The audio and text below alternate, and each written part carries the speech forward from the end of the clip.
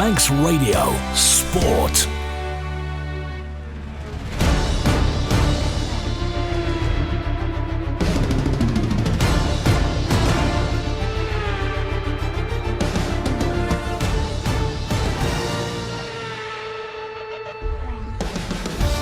Two minutes past 5 here on your nation station, Manx Radio AM, and this is Classifieds. Thank you for joining us.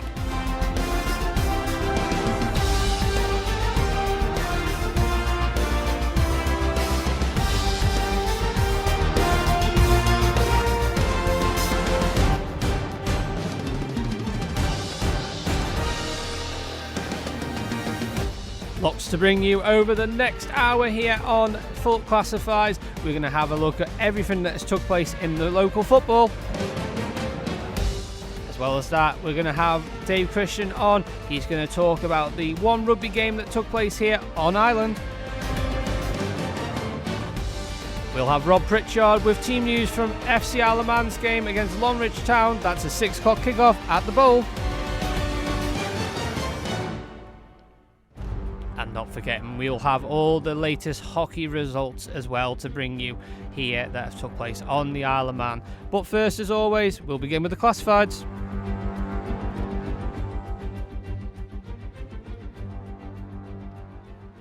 And we are going to start in football and the Canada Life Men's Premier League.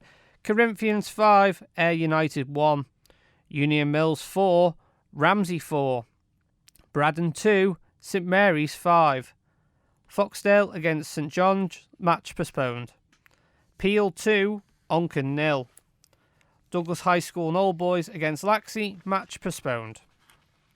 Arden and Druggan Division 2, Maloo against Pulrose, match postponed. Ramsey Youth Centre and Old Boys 4, St George's 2, Douglas and District 7, Governors Athletic 0.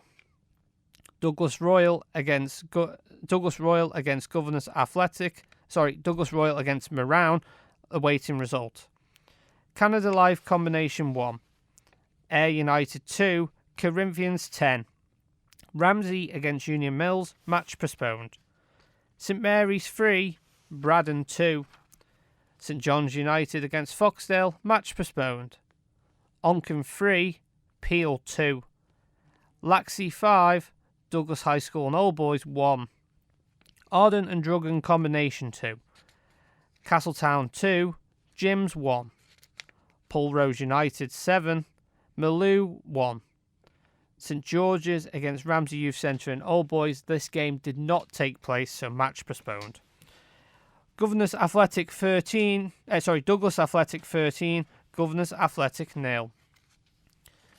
Marown 9, Douglas and District 0.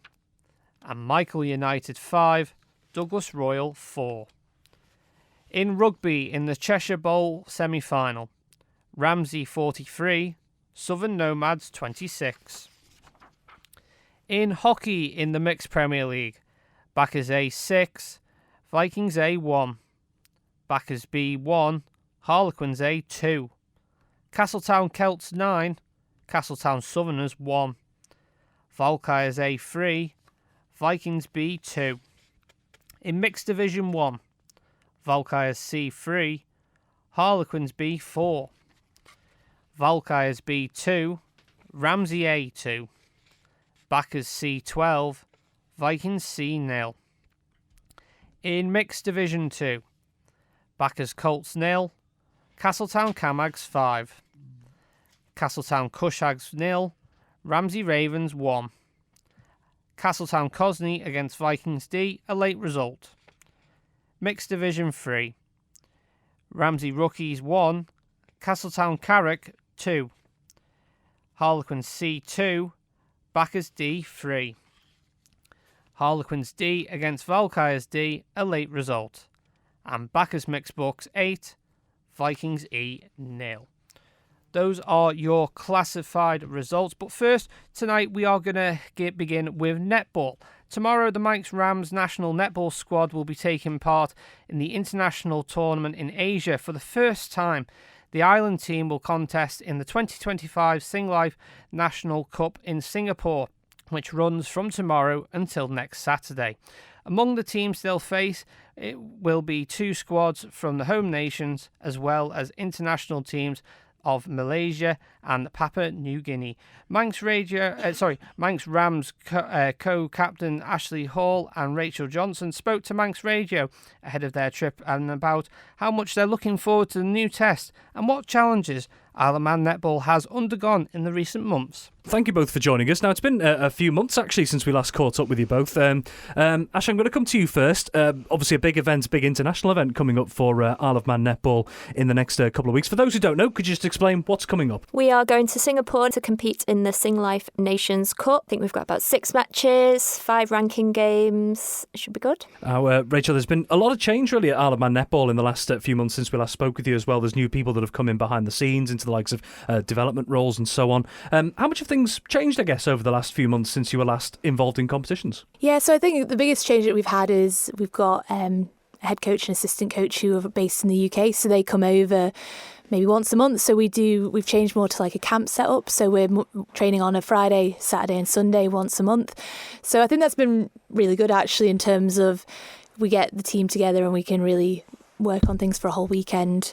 So that's probably been the biggest change. But we've also had a lot of new team players come in, and so it's been a really interesting time for Isle of Man netball. And Ash, as well, going back to the Singlife Nations Cup as well, the other nations you'll be coming up against, how good a test do you think it'll be for the team as it stands at the moment? Yeah, they're new teams. We haven't played them before, so we're really looking forward to having new opponents. But I think 1, 2, 3 are ranked higher than us in the world rankings, so it's going to be a challenge, but one that we're up for. And just off that, Rachel, it's like, it is a bit of an unknown that you're going into, like, say, teams that you've not played before. Is that almost refreshing in some way, that you've not necessarily got anything to work on, you can just focus on what you're doing? Yeah, definitely. I think for the last few years we have played teams over and over again, and sometimes you kind of get into a rhythm of results, and then that creates pressure, whereas this tournament, we've never played these teams before. It's probably going to be a very different style of netball that we'll be playing against as well, so it's just an opportunity for us to go no fear, underdogs, see what we can do. And as someone who's been around the Manx Rams setup now for a few years, has been a regular fixture, if you like, in the squad. You've both sort of alluded to it already. There's a couple of new additions that have been getting involved, whether it's training side or maybe actually going on the journey as well. How have the newer additions, if you like, to the squad bedded in with those of you with experience of these sort of events? I think they bed in really well. We play with these girls at club, we play against them at other clubs. Although they're new to the squad, we know each other from netball on the island, so it works really well. But we're all learning new tactics all the time, so whether they're new or not, or whether we've got experience, we're all learning. Rachel, just off that, with the idea of learning as well, like you've said, you've got UK-based coaches. It's a different format in the way you're training and whatnot. How many different things have you all had to adapt to compared to what you had, say, previously? Yeah, I think because it's been over a training weekend, you're kind of also dealing with tiredness that accumulates over the weekend as well, which is actually really good for when we do go to these tournaments, because we will be tired. 5 matches in 6 days is a lot for us. So I think actually training under fatigue and putting things in place that we've been taught has actually been really useful for us. And Ash, obviously the matches are just one part of it as well. It's a long old journey to be going on as well for a competition like this as well. For those of you who know what it's like to do, let's call it, long distance travelling just quite generally for these sort of events as well. For those who haven't gone through, what kind of advice can you give others who are doing this for the first time? We've actually been given a lot of advice. We've done a lot of reading up on elite players travelling. There's lots of advice and articles about that exists. So we've all gone through this together. I don't think many of us have had this experience going so far to play a tournament. But we feel like we're prepared. We've got the compression socks ready. We've been given advice about nutrition on the plane and what to do when we get there, sleep-wise as well. So I don't think any of us are really worried about that. We're just focused on the netball. In terms of the Nations Cup itself, I mean, what objectives, if any, have you set yourselves for this particular tournament? I think for us, it's about just going out there and playing our game. We have prepped over the last few camp weekends. We've also done research where we can on the teams, so we've looked at potential tactics we can put out against them, and it's just going out there and playing the Manx Rams way, really, and just playing with a bit of freedom. Yeah, seeing how our style matches up against the other styles in the world, it's really exciting, actually. And we've got a few different things we can try. It's not we've got our style and we're sticking to it. We've got a few tactics up our sleeve. Yes. Yeah. And just finally, looking ahead, not just the Nations Cup that's coming up, but maybe looking into the months ahead. What plans has the Manx Rams and Isle of Man netball got? Is there any particular long-term objectives that everyone's looking for? We've got a Manx A squad now as well. So we've got a long squad, we've got the Rams, we've got Manx A, and there's tournaments coming up for them and competitions coming up for them. There's a couple of big tournaments in the pipeline, but we're still it's not confirmed. We're still looking at player availability at the moment for those. But yeah, keep your eye out. Manx Radio Sport. And we wish them all the very best of luck. It's now 12 minutes past 5 and it's time to talk all things football. Let's bring in Tony Mepham. Good evening, Tony. Evening. We can't see much out the window now, can we? No, it's gone very dark. We've gone backwards an hour, but there was sport played today. We got a fair bit on, which was good. I don't think you lost too many hockey games, so all round a good day in the office. Absolutely. Let's start in the Canada Life Men's Premier League. Corinthians 5, Ayr United 1. Yeah, what an interesting game this was, and thanks to Rob Pritchard for sending us a report, because there's a few twists and turns in the way this game went. But as you say, Corinthians 5, Ayr 1. Half-time was only 1-0 to Corinthians, and really that was down to, let's have a look here. We've got Corinthians scorers. Luke Murray got 3, all penalties. Josh Ridings got 1, Morgan Naylor got 1. And also one of the penalties, or one of the goals, was disallowed, one from Dan Simpson. Dan Simpson created a lot of the goals today, but Ayr United scorer was Sean Kelly. But the headline was of a game which of total 5 penalties were awarded, 4 of which were converted. 2 penalties were awarded in the first half, both to Corinthians. The first of those missed by Josh Ridings on 12 minutes before Luke Murray converted from the spot on the 39th minute. Both penalties given for handballs in the area. 7 minutes into the second half, Ayr were awarded a penalty, which when a Sean Kelly free kick was handled by Luke Murray, with Kelly scoring the resulting spot kick. Just before the hour mark, Ayr were reduced to 10 players when Liam Paggett was sent off for a second bookable offence. A few minutes later, on 65 minutes, Corinthians went back in front when Dan Simpson on the left squared a pass to Josh Ridings, who tapped him from 6 yards out. 5 minutes after that, Corinthians had another when a Simpson cross from the left floated all the way to the right, where an unmarked Morgan Naylor hit a well-struck half volley into the bottom corner. In the 90th minute, the 5th penalty of the game was awarded. We still aren't sure what for, but a potential push in the Ayr United box perhaps. Murray scored again to complete a hat-trick of penalties. Moments before the final whistle, Ayr then had captain Jamie Callister sent off for, we believe, dissent. A bizarre game at times, but it sees Corinthians stay undefeated and extend their lead at the top of the table. And the next game we're going to talk about, and there's been some lovely photos sent in following the recent passing of a Ramsey player last weekend. Union Mills 4, Ramsey 4, a great game, but very emotional scenes before the game. Yeah, it is, and that's what football's all about, because now and then, things that upset teams, clubs, players and the sport can sort of bring the people together, and that's what's happened in this game today. Thanks to Paul Turner for the pictures, and we'll think we might have a match report in from Paul as well. We'll have a little look. Yes, we have, so we'll take Paul's information, but it did finish up 4-4. For the neutral, this was an end-to-end game from the start to finish, with Lewis Hicks testing Ramsey's goalkeeper on the 3rd minute, only for Prince, who playing against his old club, to make a sublime save, but the Millers kept pushing, and on the 18th minute they got their reward with Tyler Hughes crossing from the touchline for Jordan Crawley to slot at home, but Ramsey didn't let their heads drop and push for the equaliser. That came on the 27th minute with Phil Dunnigan taking the corner and slice it over everyone to find Cameron Torr at the back post to give Ramsey that equaliser they were looking for in the 42nd minute. Ramsey thought they'd gone 2-1 up, only for the referee to disallow it for a push on Quilliam, so both sides went in at half-time, 1 apiece. Union Mills came back out a lot stronger and testing Ramsey from every angle, and then got their just rewards with Tyler Hughes giving Ramsey a masterclass on how to dribble past 5 players and the goalkeeper to knock it in. So once again, Ramsey started throwing everything back at Union Mills, and they were rewarded in the 73rd minute with a penalty. Up steps Tom Chattle to calmly slat it past in and send Quilliam the wrong way, and so both teams tried to get that winning goal again.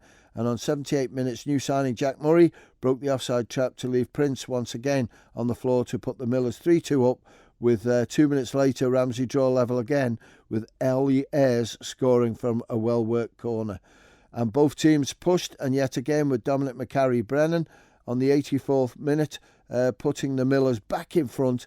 But once again, Ramsey didn't let their heads drop and went for the equaliser. Again, that came from another well-worked corner from Tom Chattle to get his second and give Ramsey a well-deserved point.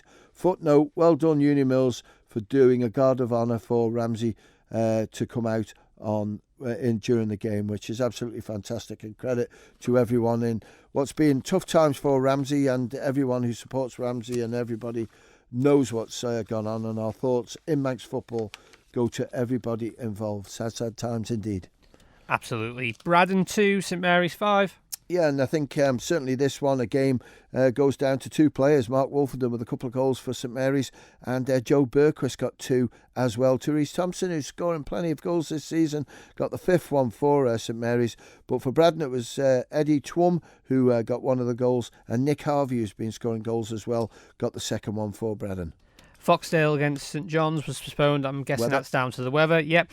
Peel 2, Onken 0. This was the game you went to? Yeah, went to. I enjoyed it, to be fair. Some people were critical of it, but I thought certainly in the first half there was good football. Both teams competed well. Both teams had chances. You've got to remember that Onken were 3 or 4 of the real top players missing today, and you didn't notice much difference, to be fair, because the players that come in were absolutely tremendous, and it was 0-0 at half-time. Just wondered, maybe it might just be the odd one goal that would split it, but fair play to Peter Kenyick and the management team at Peel. He changed it round a little bit. I think Thomas Brown was carrying an injury, maybe a hamstring. I know Jack Charmer in the warm-up had a problem, maybe a hamstring, so that could prove costly for Peel in the next few weeks. But certainly bringing on people like Daniel Bell, his experience and just know-how, and just get the best out of the teammates around him, made a big difference, because a great ball through to Daniel Bell on the left-hand side, and he managed to just pull it back, tucked it into the box, and there was Taylor Andrews on 59 to score the goal, which just seemed to relax Peel a little bit. And then on 68 minutes they got their 2nd of the game. Similar sort of movement. Daniel Bell again a little bit towards the left-hand side, and played it through to Lee Gale. And Lee Gale had quite a bit of work to do before it was going to be a goal, but he managed to just take a good touch with the right foot on the round the keeper, round the left post of the keeper, and made it 2-0. Onken hit the bar with about 2 minutes to go, belting kick. Sorry, I don't know the player, the number 3, but he hit it really well and hit the bar. But Onken had chances, and if they'd finished them off, it could have been a lot closer. But I think Peel, I think, will show respect to Onken today, and I'm pretty certain they're sitting in the clubhouse at the moment saying that is one good young side there in the makings. Peel have as well, there's no doubt about it, but there's still Matthew Woods in there and Daniel Bell with experience. But Onken haven't got that experience, and you wouldn't notice it, Ben. I thought it was a really good performance by them. I think now they're under a little bit of pressure to qualify for the Railway Cup. They've got Laxey to play, a couple of other games as well. But on the showing that they had today, they're up for it, and they certainly went for it towards the end, but they couldn't get anything back, and it was Peel who got the 3 points. Douglas High School and Old Boys against Laxey, that was postponed due to a waterlogged pitch. Arden and Druggan Division 2, Maloo against Paul Rose was cancelled because of a waterlogged pitch. So Ramsey Youth Centre and Old Boys 4 against St George's, who got 2. Yeah, and I think it was all down to the first half performance. I think by Ramsey Youth Centre, They were 3-0 up at half-time, and this result certainly gives them a big lift because it moves them ahead of Pulrose, who didn't play today. They played the same games as Pulrose now, so they're looking really good. One of the goals was an own goal. Ben Johnson got one, Declan Cowell got a goal, and Brodie Culshaw as well, his first goal for the club, and well done to him. I'm sure there's going to be quite a few celebrations tonight in the Melia that Ramsey Youth Centre having to raise funds. But St George's got it back to 3-2, so good efforts by them. But they couldn't sort of hold out for a point, and Ramsey Youth Centre win the game 4-2.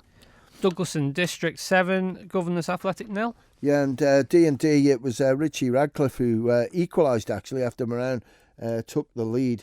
So well done to Richie, and by all accounts not a bad goal neither. Rounded the keeper, and that makes it 3 goals in 3 for him. So good performance, and just see if we can get something up for Moran. No, we haven't got no scorers come through just yet, but it was 2-1 at half time, so it was tight. But in the second half, Moran with those 6 goals got the 3 points that they needed, and see if we can get the scorers. And we are looking for the scores for our other game in this division we're just about to talk about. Douglas Royal, have you got that one? Yeah, we have. It's Douglas Royal 7, Governors Athletic 3. Douglas Royal's goal scorers was Sam Greasley got 1, Jacob Langton got a goal, Bailey Ashton, Kieran Lane got 2, and Josh Vaughan got 2 goals as well. So good result for Douglas Royal, haven't got Governors scorers.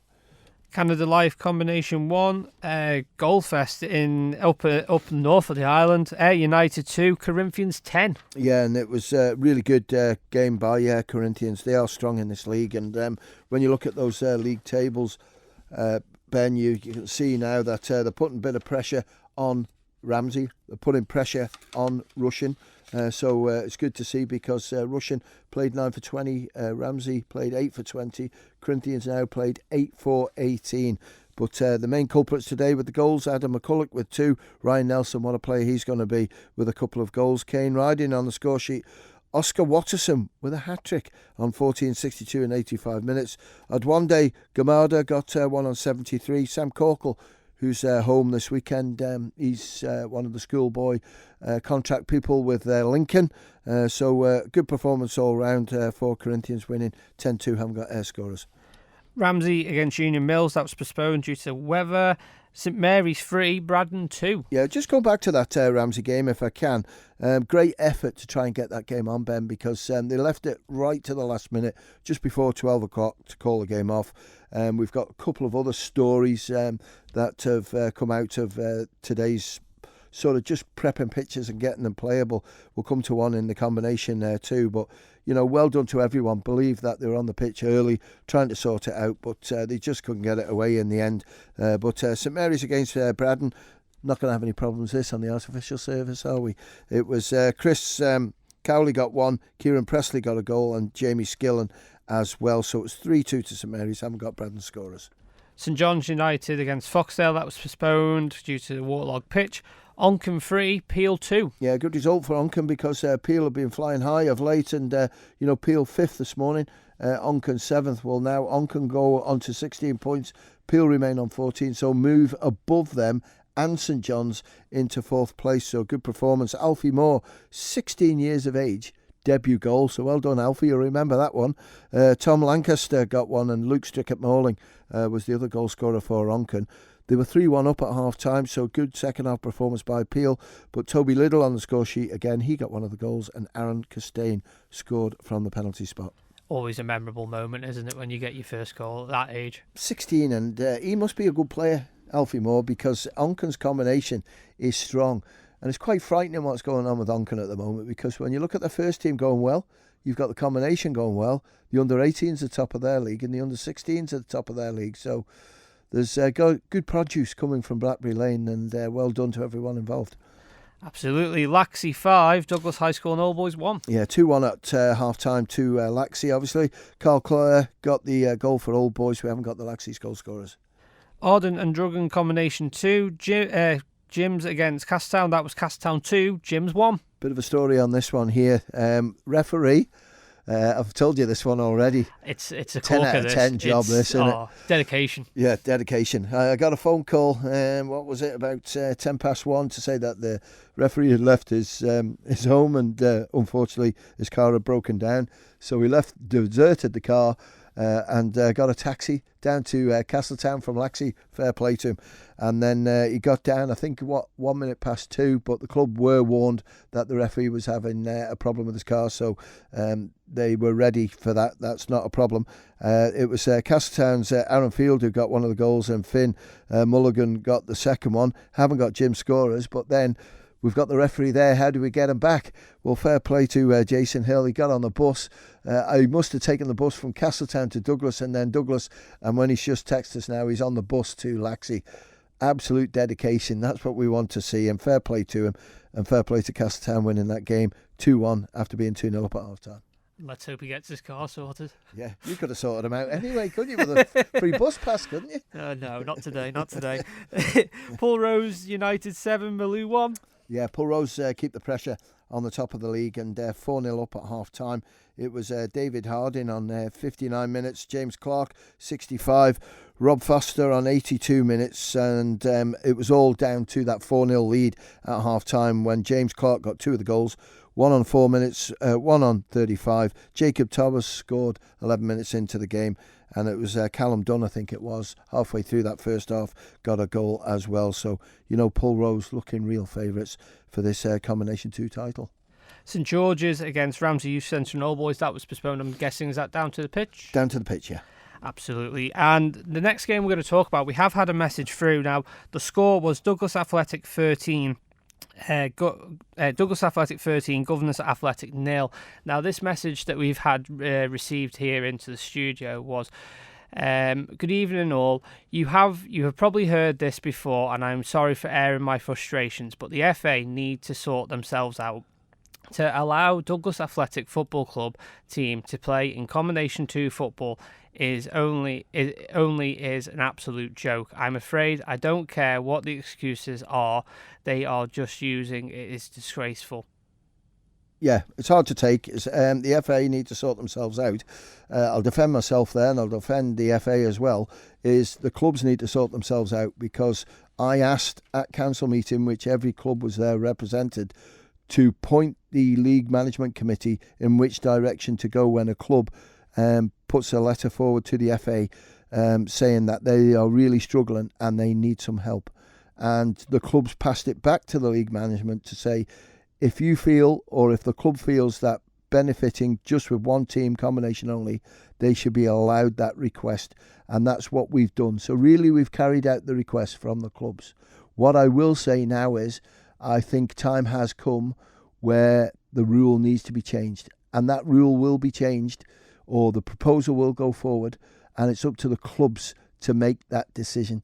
But I think now, I don't think it's right. If you can only enter one team, I'm afraid from what we've witnessed over the last 2 or 3 years from certain clubs, that we need to say, if you're going to enter one team only, it'll be a Division 2 or a Premiership side. We're there to help, but unfortunately, when you see some of the sort of things that are going on over the last couple of years, that's not good for football. It's frustration. I get a lot of correspondence from clubs who feel it's the wrong decision. Fine. I totally agree with you that we're in a tough place what to do, but we're there to help the clubs to stay in the league, but play in the right league, not in a league where you think you're going to dominate and win. And to see a team that's only got one team to win 13-0, that's not healthy for Manx football. And we'll leave that one there. Marown 9, Douglas and District 0. Yeah, and haven't got Marown scorers. I've tried to get them. But, well done to Marown. Now, here's the story and a half of the pitch.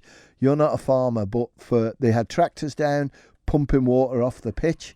Because I saw something on social media about this. Big pool at the bottom, and David Brew was telling me, who's the manager of the first team, and the amount of gallons that they had to pump off and into a tank, and then the tank, they went and emptied it, I take it in the river or whatever, and then they came back for more. They forked it, they did everything they could. They've been there since 8 o'clock this morning working on that pitch. So credit to them to get a game of football on, and also credit to Douglas and District for knowing what has gone on to try and get this pitch, or got the pitch playable, and they appreciate everything that was done. But yeah, well done to Moran. That's the stories that you want to hear, is trying their best to try and get a game of football on, and if the pitch is not playable, then it's not playable. There's no point in cutting them up this early stage of the season, but they've surpassed what was expected, and credit to them. There's some dedication going on today in Manx football. A Absolutely. referee getting the bus. Yeah. Now they're getting tanks to clear the pitch. Yep. What next? That's our sport. We're not like you guys where you can play on these 3G pitches and make it easy for you. All right, just because you're on the other side of the desk. All right. And then the final game, what a game to finish on.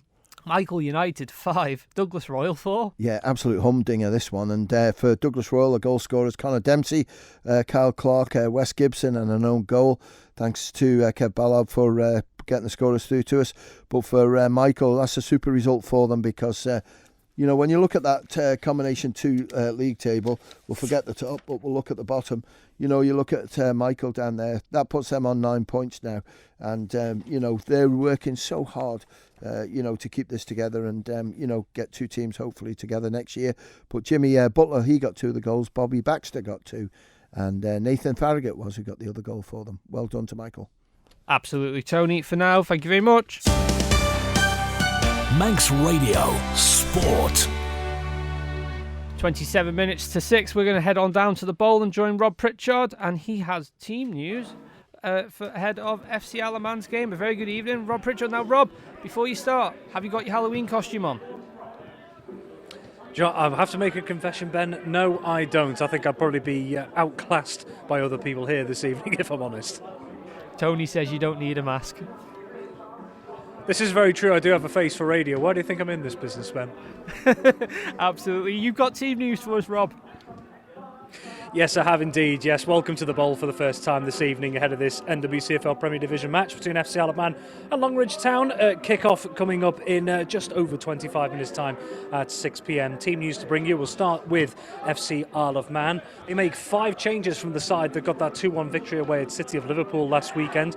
Dropping out this time around are Steve Whitley, Danny Gerrard, Leo Tregurtha, Lucas Watson and Ben Wilkinson. Coming in are Carl Clark, Callum Sherry, Jean Marquez, Alex Maitland and Harry Best. All of those additions to the squad this week will start from the bench. For Longridge Town, there are just 3 changes there. Carson Greaves, Charlie Markland and Mason McKay, who were part of the squad that were involved in that 5-1 victory over Earlham last time out. They're not involved. Coming in are Jack Anderton, Mitchell Marshall and Benjamin Fletcher, with Jack Anderton coming straight into the starting 11. The starting 11 for FC Isle of Man is as follows. In goal is Mark Blair, and then it's Kyle Watson, Josh Kane, Sam Baines, Captain Michael Williams, Sam Gelling, Luke Booth, Dean Pinnington, Adam Adebayi, Joe Middleton and Charlie Higgins. Substitutes for FC Isle of Man are Carl Clark, Callum Sherry, Jean Marquez, Alex Maitland and Harry Best. For Longridge Town, in goal is Kai Crow, and then it's Leighton Hewitt, the captain Ryan McLean, Maddox Banks, Ben Trafford, Connor High, Josh Ash, Matthew Van Wyk, William Proctor, Jack Anderton and Luke Smith. Substitutes for Longridge Town are Ethan Edmondson, Mitchell Marshall, Benjamin Fletcher, Thomas McCann and Jordan Dainty. Your referee this evening is Ewan Patrick and his assistants are James Cherry and Stuart Morris. Well, for both these sides, they both come into this contest at the bowl on respective 3-match unbeaten runs. Those 3 undefeated for FC Isle of Man is the first they've managed this season to go 3 without loss in all competitions, with 2 wins and a draw. They'll be hoping to build on that recent uplift in form under caretaker manager Rick Holden, as they sit just hovering 3 points above the relegation zone at the start of this weekend. They could, of course, move themselves away even further, and depending on results elsewhere, if they were able to claim maximum points on home soil this evening. That's something they'll be wanting to do in the long run as well. They've only managed 1 win in 6 on home turf so far this season. For Longridge Town, as I mentioned for them, also 3 unbeaten in all competitions, including back-to-back victories in their last 2, the most recent of those a very impressive 5-1 win at against promotion challengers Earlham 7 days ago. And for Longridge Town as well, even though FC Isle of Man have won 4 of the 6 meetings so far between these sides, Longridge Town have a good record here on Manx shores. In fact, they've won 2 of their 3 visits to the bowl so far. So FC Isle of Man looking to push for more security. Longridge Town, who start the day 11th 7th in the table, hoping to make more inroads into the top half of the standings. FC Alaman versus Longridge Town kick off at 6 p.m. We'll have you covered here on Manx Radio, full live match commentary from just before 6 o'clock on Manx Radio AM 1368. Rob, thank you very much. You keep warm and we'll catch up with you after 6 o'clock. Manx Radio Sport.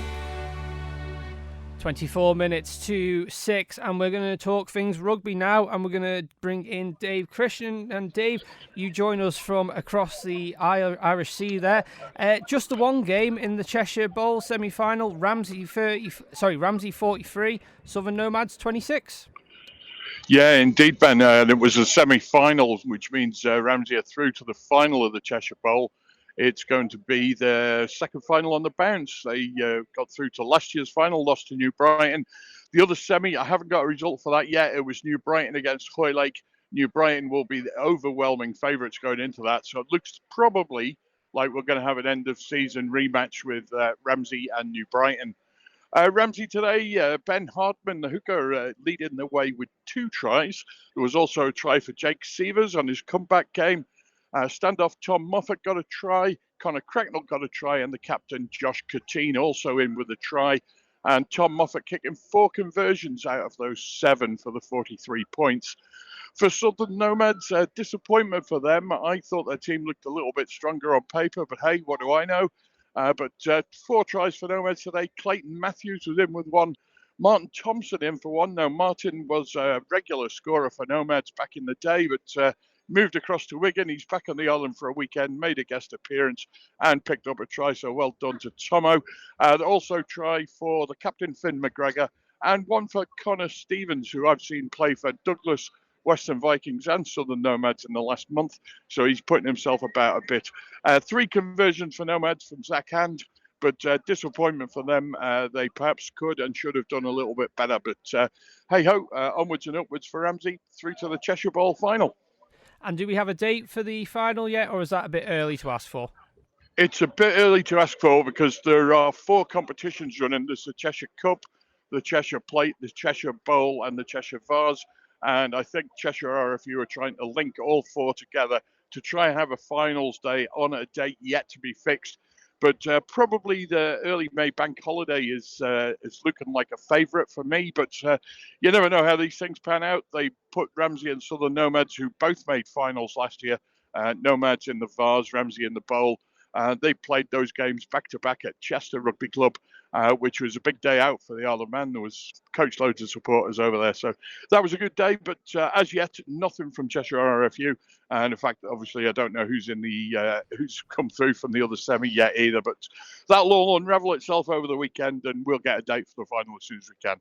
Absolutely. And Dave, looking ahead to next week, we got a full list of fixtures ahead of next week?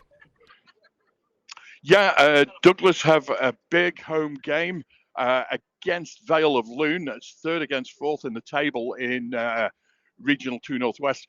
And, of course, Douglas have a game in hand as well, which could see them go as high as 2nd. But Vale of Loon will be a tough ask for them.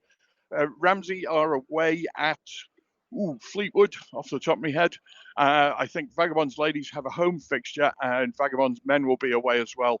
There may even be a fixture in the Hartford Homes Manx Shield, but that's too much for my tiny brain to remember at this point in time. Fair enough. Dave, we'll let you get gone on the rest of your trip. Have a good trip and we'll catch you next week. Dave Christian. Manx Radio Sport.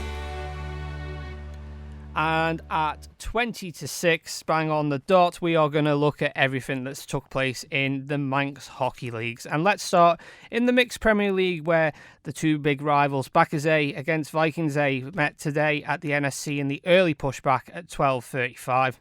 Backers A coming away with a 6-1 win in this game. The consolation goal for Vikings was Andy Harding, and then Backers goal scorers was Elliot Reid with 1, Jamie Brown with 2, Shay Christians with 2, Tony Bentley Roberts with 1, and Emma Corty with 1, keeping Backers A unbeaten run still going. In the 2 o'clock game at the NSC, Harlequins A got the better of Backers B by 2-1. Ronan Santanatolia with 2 goals and Johnny Callow on the score sheet for Backers B, giving Harlequins that narrow 2-1 win over Backers B. In Castletown at 2 o'clock, there was the Southern Derby between Castletown Celts and Castletown Southerners. Castletown Celts, the higher team, coming out on top, 9-1 winners here.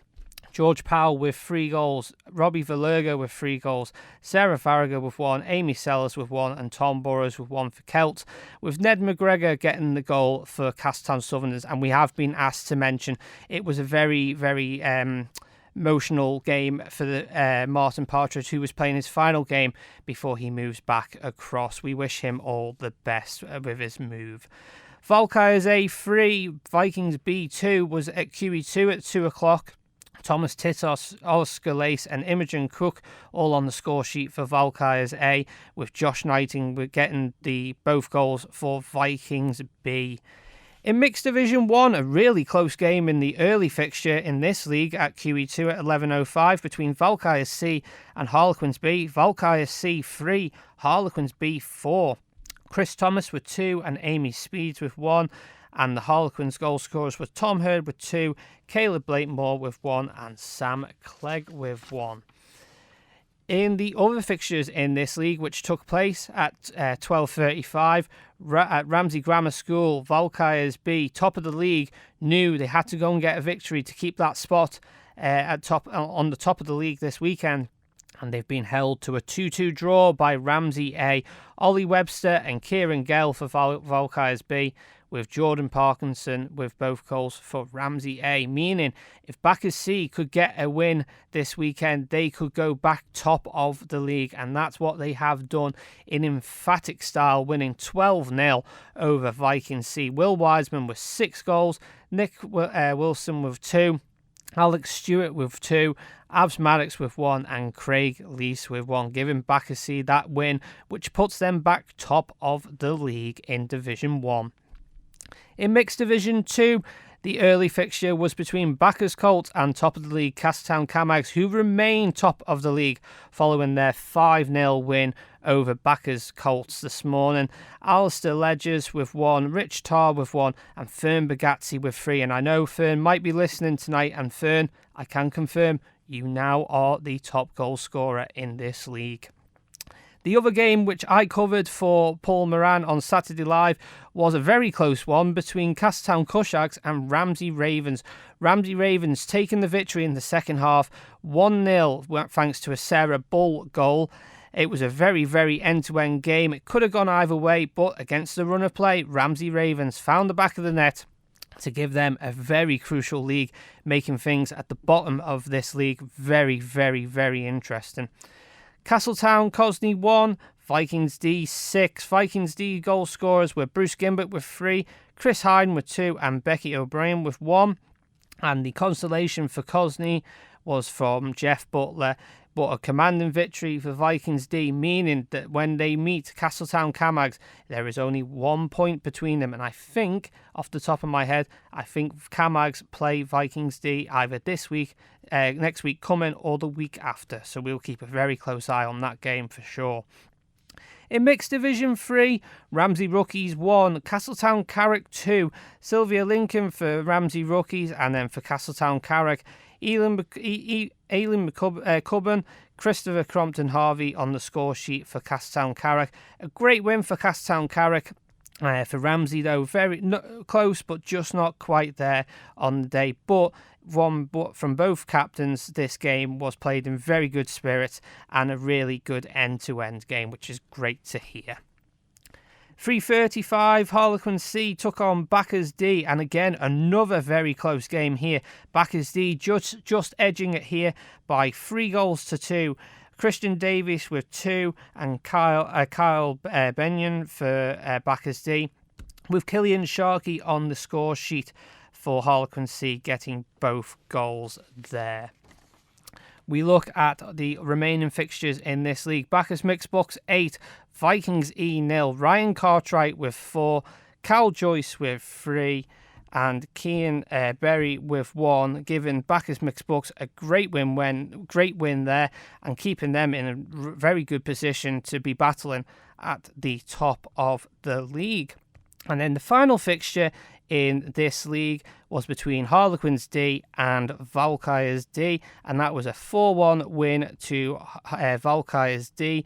Your goal scorers for Valkyries D were Johnny Kane with 2, Michelle Poyser with 1, and Mark Perryman with 1, and the goal for Harlequins D was Sophie Knighton. Now, of course, all games today in Manx hockey paid their respects by doing a 1-minute silence for Mike Madrill. Mike Madrill was a big man in many ways, both on and off the field for Manx hockey, and unfortunately we got the sad news that he passed away recently this week, and our thoughts are with both his family, his friends at this very sad time. And as we say, we have shown our respect today in Manx hockey by giving every game a 1-minute silence as a mark of respect and dedication to all the hard work that he did both on and off the pitch for Manx hockey. Manx Radio Sport.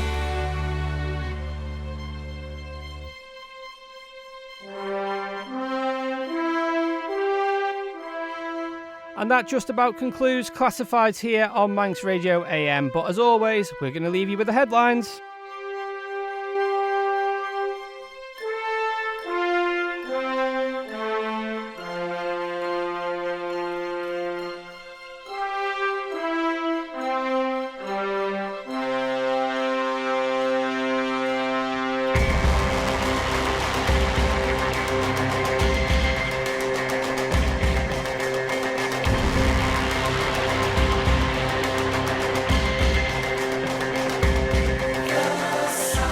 In Canada Live Premier League, wins for Corinthians, St Mary's, Peel and Union Mills, and Ramsey playing an 8-goal thriller out, ending 4-4. In Arden and Druggan Division 1, wins for Ramsey Youth Centre and Old Boys, Douglas and District and Douglas Royal.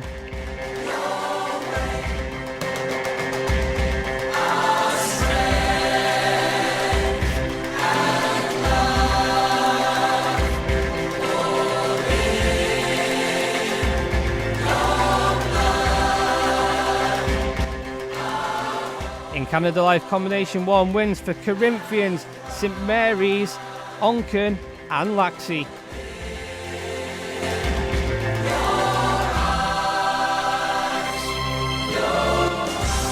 Arden and Druggan Combination 2, wins for Castletown, Pulrose, Douglas Athletic, Marown and Michael United, just edging things over Douglas and Royal. They win by 5-4.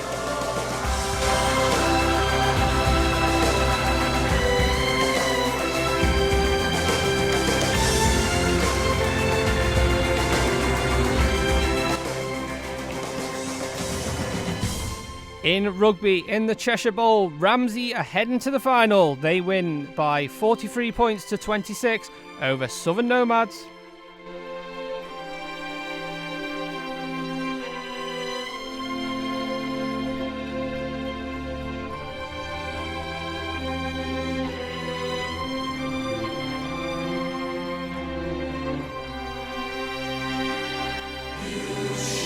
In hockey, Mixed Premier League, Backers A continue their winning streak with a 6-1 win over Vikings A.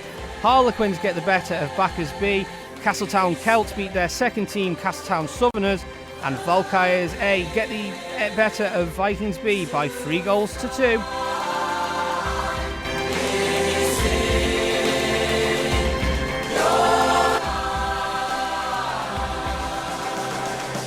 Mixed Division 1, Harlequins just get the edge over Valkyries C by 4-3.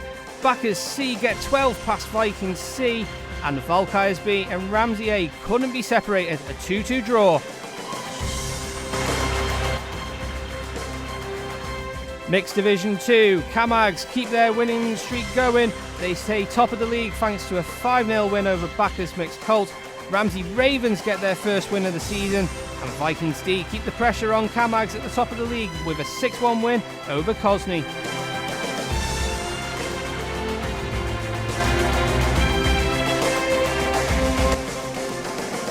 Mixed Division 3, Castletown Carrot get the better of Rookies by 2-1. Bacchus D just edge it over Harlequins C. Bacchus Mixed Bucks get 8 past Vikings E. And Valkyries D stay top thanks to a 4-1 win over Harlequins D.